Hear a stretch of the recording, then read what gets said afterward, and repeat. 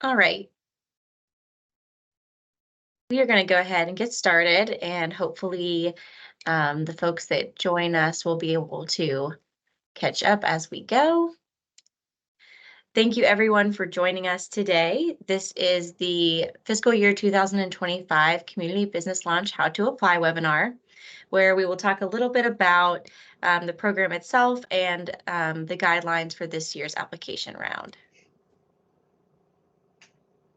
Before we get started, please, if you can, mute yourself so that there's no feedback or background noise during the presentation. As always, this webinar is being recorded, and we will send the link to you once the presentation is complete, so you can go back and reference it if you have any questions.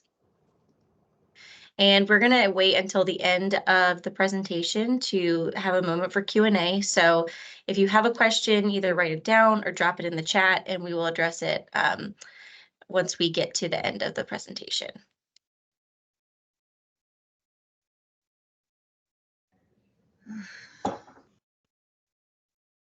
So what we'll talk about today is obviously a little bit of an introduction of who we are and what the program is, an overview of Community Business Launch, the amount of funding that is available, the requirements for completing a Community Business Launch program, business competition guidelines, how we review and score applications, what the anticipated outcomes are for a program, and then a little project success stories from communities who have applied in the past, and then again, that opportunity for a Q&A. So my name is Jessica Hartness. I am the Community Business Launch Program Administrator, and I have been working on this program for several years now. I work for the Department of Housing and Community Development, where the CBL program is housed, and DHCD is committed to creating safe, affordable, and prosperous communities to live, work, and do business in Virginia.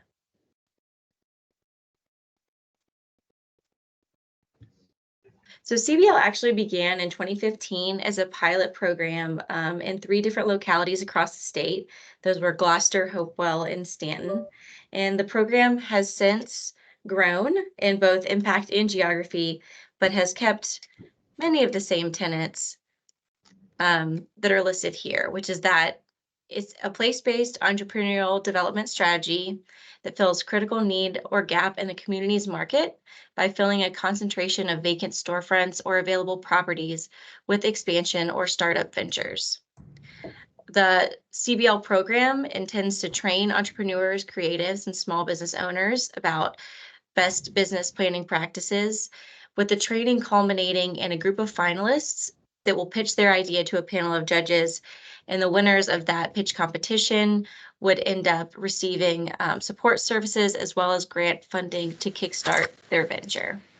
Are you on call? I'm getting on a webinar.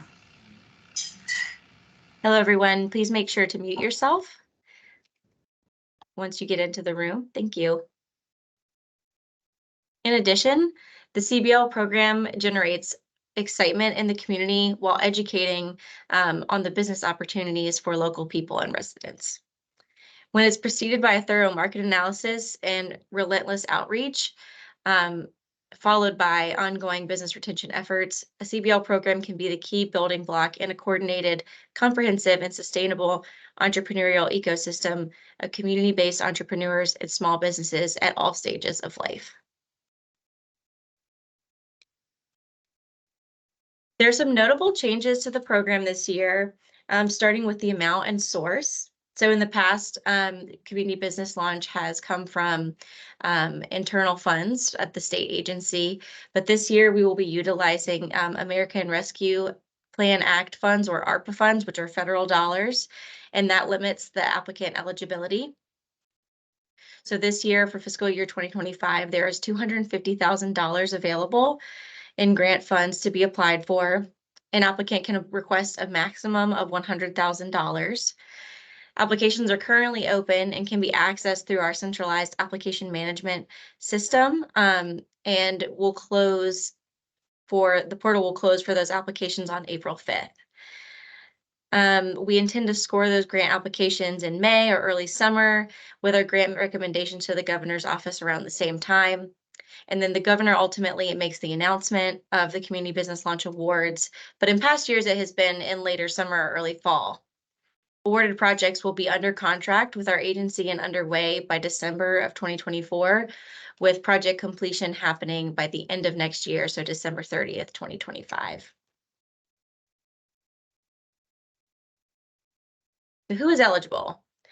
A variety of organizations are eligible to apply, including local governments, quasi-government, so think EDAs and IDAs, nonprofit economic development organizations, Main Street organizations, chambers of commerce previously have applied, federally recognized tribes, etc.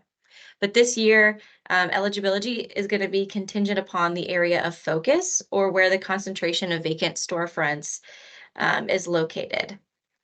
Due to the use of ARPA funding, applicants' area of focus must fall into an eligible census tract. Eligible census tracts are geographies that have been impacted or disproportionately impacted by the COVID-19 pandemic and have a median household income of less than or equal to $65,000. After the presentation is completed, you'll receive the recording as well as a PDF of the presentation. And the link to find your census tract can be found here. Once you click on the census tract link, it'll take you to the website, and you want to make sure that the layer that's selected is the census tract layer. As you can see in the picture on the right, once you zoom into your specific locality, it will identify the number of the census tract and provide the necessary income data. If you have any trouble accessing this link, identifying your census tract, or even just determining your eligibility, you can reach out to us at any time for assistance.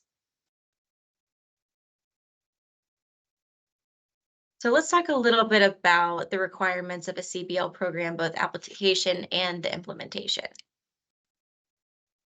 So there are four main budget categories for a CBL program: administration, knowledge sharing, marketing outreach, and business awards. An applicant is required to include at least 10% of its request for administration, a minimum of 50% of the request for business award funding. If you request $100,000, then you would have to set aside $10,000 for administration and a minimum of $50,000 in business awards. In addition, the curriculum or curriculum provider can be no more than 30% of your request.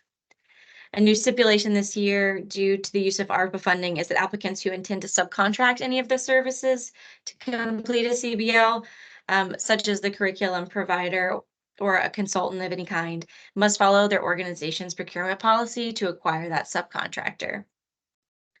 No subcontractor hired to assist in implementing a CBL can receive more than 30% of the total CBL request.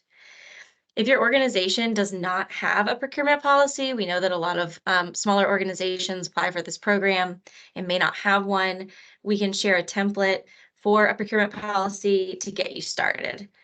This policy must be adopted and utilized by the time a CBL program is under contract. CBL does have a match requirement as outlined in the chart you see here, beginning at 25% of requests up to $50,000, 50% for requests between $50,000 and $75,000, and 100% for requests between $75,000 and $100,000. Match is intended to be both a combination of cash and in-kind resources. However, there is a cash match minimum for each level of funding, which again, you can see in the chart above. And the cash match is really provided to be put towards the pot of funding for business award funds to the pitch competition winners. And that's kind of the purpose of that match.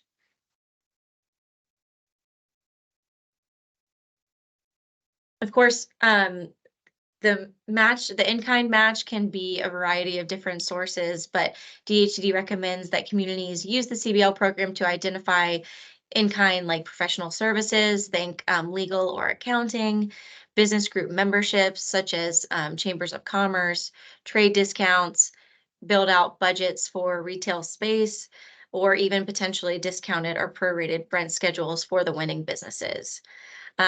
Both class participants and prize winners should meet local business leaders regardless, especially those with linkages to business ideas in the classroom. And of course, you can always use staff hours if you have staff that intends to focus on the project as an in-kind match.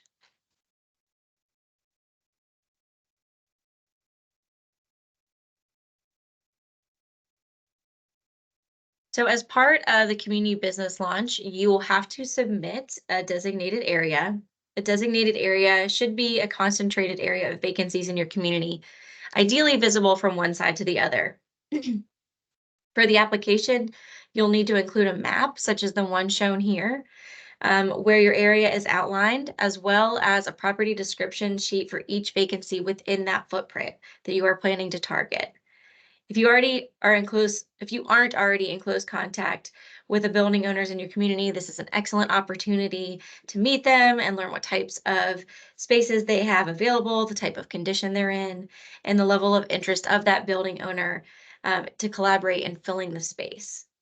If this is not something that your organization typically keeps track of, it's possible there's another organization in your community that does keep track of this information, like a Main Street organization, maybe a local economic development office, or even a real estate agent. A successful application will be able to demonstrate they have an adequate number of move-in ready spaces available for entrepreneurs. And we typically define move-in ready as only needing some cosmetic improvements or equipment added to a specific space to make it fit that business need. We do have a template for a property description sheet if you are starting one from scratch and need it, and it can be found linked in our program design on our webpage, which is dhcd.virginia.gov/CBL. And there are a variety of templates that you can find on there to help with your application. Another requirement of the program is that businesses that participate in the curriculum and intend to pitch for grant funding must locate their business inside that designated area or footprint that you have identified.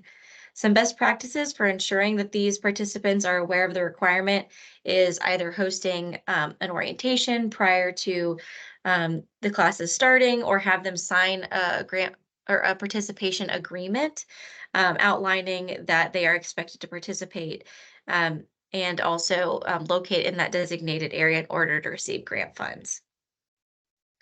It is required that the businesses who are selected to receive funding sign an MOU between the grantee or the applicant in this situation. So you as an applicant and any business owner that intends to receive funding. Those funds granted to winning businesses can only be dispersed on a reimbursement basis, meaning that the businesses will need to spend their money and then provide receipts to the applicant organization in order to receive reimbursement. And of course, you'll have to keep track of these receipts to upload as part of reporting requirements for the grant program. So we'll get into a little bit of the competition guidelines itself.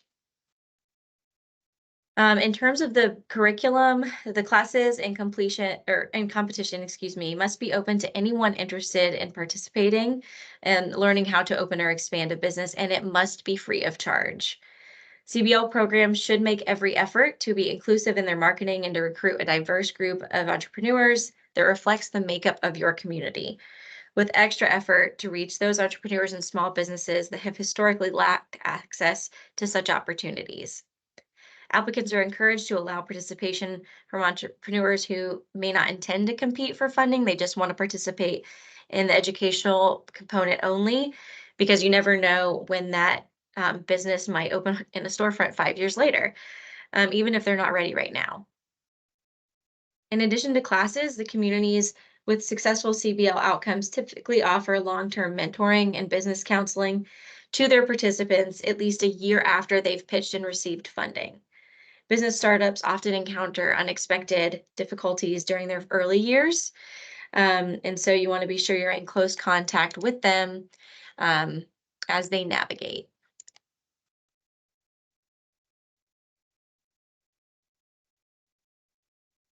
Oh, excuse me, I skipped ahead a little bit too quickly, but as we begin transitioning back into the post-pandemic environment, it is a requirement that classes be held in person in the locality in which the CBL is targeting.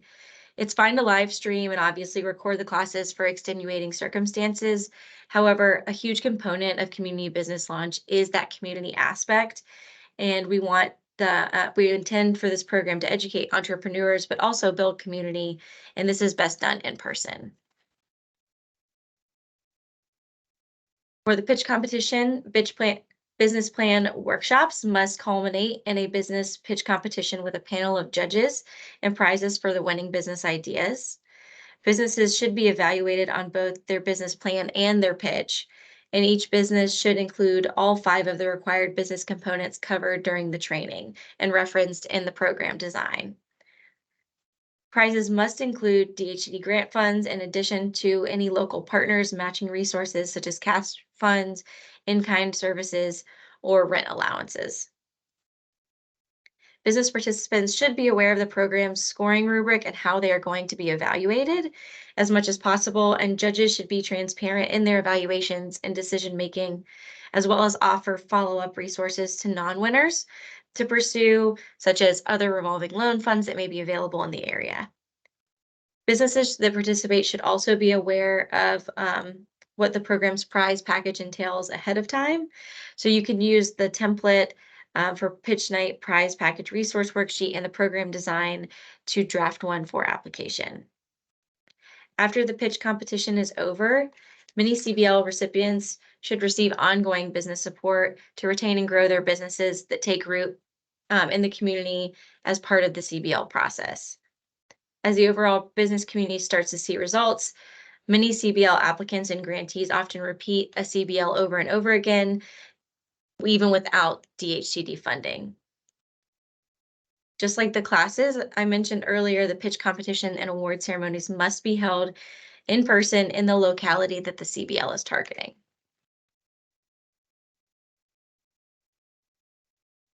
Successful CBL applicants must complete a market analysis for their targeted community. So market analysis of potential businesses that the local market can and would support in the area. Many communities may have already completed a market analysis, but there is funding, I believe, available through Virginia Main Street grant programs to complete one. This information is really helpful in recruiting local people who are already actively making, selling, and moving in those types of businesses in your community. For those that don't have one, you may use one or complete one using a template that we have in the program design. A lot of times smaller communities will complete this, but they'll also complete a survey to their community to find out kind of what those types of businesses that they're looking for and what they might support. It'll also help you in marketing the program widely to establish a better foundation for successful CBL programming. Direct outreach to the businesses in your community is key. You want to make sure that your existing businesses know that they are also included and are able to participate in the classes and are eligible for those funds as well. So each applicant that is selected for funding will have to commit to a minimum set of outcomes based on the level of funding that they have received. Applicants can commit to more, of course, and the baselines are outlined above in this graph. It's important to note, as I just did because there's been confusion in the past, so I'll say it twice. Expanding businesses, so existing businesses within the footprint, are eligible to participate and should be allowed to participate in the program. Some communities actually will set up 2 separate curriculums for their businesses that run congruently, one for existing businesses and one for startups, considering that they might have different needs. So now we'll get into the application components. In addition to a set of 8 questions, which can be found in the program design, you also have to submit the following attachments. Of course, I mentioned that you would have to outline a map for us with your designated area, as well as a property description sheet for each property or vacant storefront within that map. We'll want to see your budget, but also a proof of that match. So if you have a locality that is providing match to this program, or any organization or entity that's going to be providing match, we want to see the proof of it as well as a letter of support from them. We want to know what your project timeline is to ensure that it aligns with our timeline, and we would want to see that you have a marketing plan for the competition. So being sure that you know who you're planning to target and how you plan to reach those targets. We'll also want you to submit a draft class curriculum. So tell us what classes you're going to include. If you have guest speakers, if you are working with a curriculum provider like Co-Starters, what does that look like? We'll want to know how you plan to score your participating businesses, so a completed score sheet or rubric. We will want to see your market characteristic worksheet that I mentioned earlier, showing us what types of businesses that you plan to focus on. And then, of course, that prize package worksheet that outlines what your prize packages might be. So, for example, the first prize would get $10,000, second prize $5,000, and so on. Again, there's a template for all of these in the program design on our website. So this is what the budget looks like in our CAMS grant management system.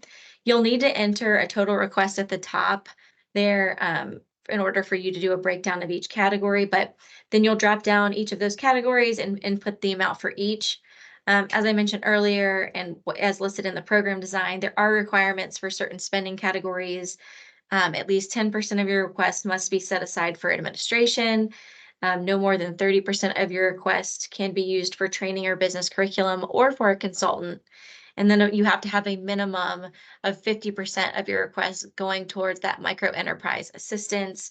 That's the grant awards that would be going to your business participants that are selected through the pitch competition. Our grant applications are scored on a scale of 0 to 100, with grant funds being limited, and only those proposals that exceed the minimum of a 70-point threshold will be considered for funding. Funds will be allocated from top scoring project until all funds are exhausted.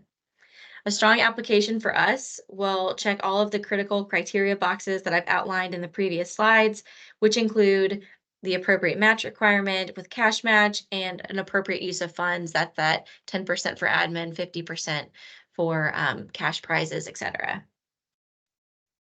It'll include a market analysis of the designated area and footprint that has been thought through, and a marketing plan that has been outlined for recruiting participants to participate in the program. It'll have show the proposed impact on that specific district. It will provide us with some insight into the organization's capacity and readiness to implement this type of program in their community. And it will outline the amenities and support that has been gathered to support the long-term success of the business participants. So let's talk about some successful projects. Big Stone Gap applied in 2022.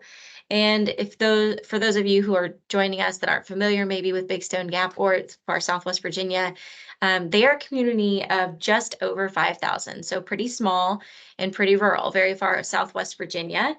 And they received $50,000 in 2022 to do their community business launch, and they just had outstanding participation from their community. They had over 20 participants for the program, 15 of which submitted business plans to be reviewed and scored, and then ultimately 11 of those businesses pitched for funding. Of those that pitched, they had 4 new businesses result and 5 expansions. So only 7 of those were actually awarded funding, which means that 2 of those businesses that opened didn't receive any funding from the competition itself and still decided to move forward.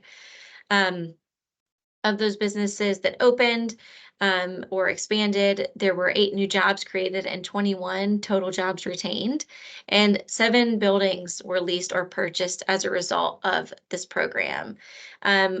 I think it speaks for itself that these are huge results for a community as small as Big Stone Gap. They've noted that they've already noticed an increase in their transient occupancy tax and meals tax, and their meals tax since CBL, has doubled. Another thing to note, and I think something that we look at as a really successful CBL program, is that um, they had a business that went through the program that does pottery. And when you have those business classes in person and those businesses or entrepreneurs are collaborating with each other, you see these types of partnerships forming. So this business that opened, which creates pottery, actually worked with all of the businesses that were essentially restaurants in Big Stone Gap. And they bought their pottery or like cutlery, plates, all that sort of stuff from this local pottery business. So they supported a business that went through the program with them in order to jumpstart theirs. And I think there's just no more that can be said about how impactful that is for a community as small as Big Stone Gap. Another example is downtown Lynchburg. So downtown Lynchburg has actually received 2 grants from us at this point. They applied first in 2023 and then again in 2024 last year. But in their first grant cycle, they had 19 business participants total with 12 business plans submitted. They ended up having 3 new businesses and 2 expansions as a result of that programming, with 11 new jobs and 11 retained jobs. And then 5 buildings leased or purchased in their community. They've also noted that over 1.6 million in private investment has taken place as a result of CBL, and many of the developments or filling of those vacant storefronts has spurred second-story housing and office space to be developed downtown. But I think I'd be remiss if I didn't mention that something that has made Downtown Lynchburg Association's community business launch program so successful is that they're one of the first communities that we've had that has actually formed a partnership with a local contractor to basically do some schematic drawings and upfit drawings for those spaces, those vacant spaces that their business winners would be filling. And I think obviously committing to moving into a space is significant overhead for a business and especially a new business, and that has really helped many of them get kind of a jump start or a step ahead where other businesses might not get it. So they have committed a lot, and we are excited for them to start their 2024 program, which should be starting soon. I believe Kelvin is on the call, and they have received applications at this point to start their second round of CBL. And I should mention, if I didn't already, in the past, we did not allow people to apply for more than 1 round of CBL. Obviously, that has changed. So if you're a community that has applied previously, you are eligible to apply again. If it's been a long time, it can be the same designated area. If it's been a shorter amount of time, a lot of times we're looking for either a new area of your community that you want to be focusing on. All applicable CBL grantees will have to be compliant with the DHCD's audit policy. That means that they must upload a copy of their financial statement or recent audit, as well as a W-9 into CAMS by the application deadline. All grantees that receive funding during the specific program year are required to submit financial document or audits in accordance with our policy.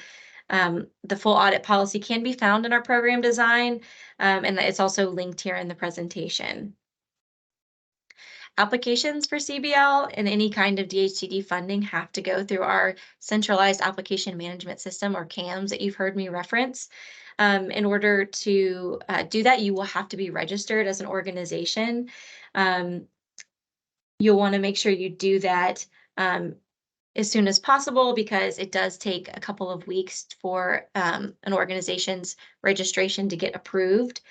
But you also want to make sure that you have your organization's unique identity ID or federal employer identification number, because those will be asked for upon registration.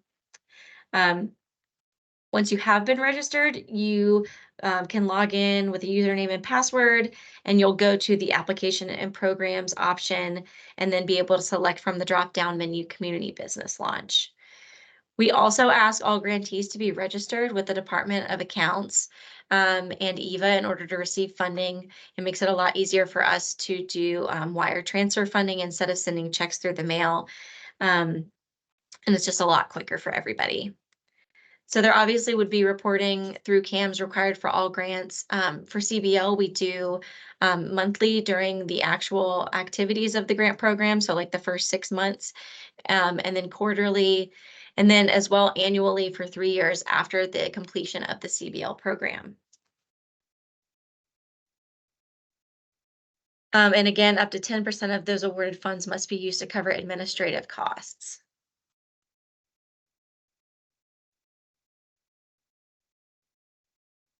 So now I'm going to hop off of the presentation to allow for Q&A, but I wanted to make sure that you guys all had our names here. Our contact information is linked, but our emails are really simple. It's just our names with a period in the middle. So jessica.hartness@dhcd.virginia spelled out.gov if you have any questions. And let me get out of the PowerPoint sharing really quick.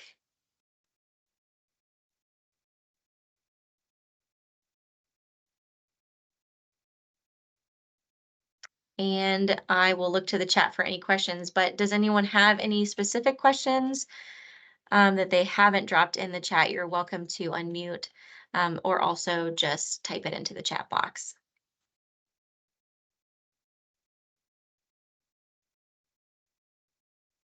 I will give you a couple moments to drop those in.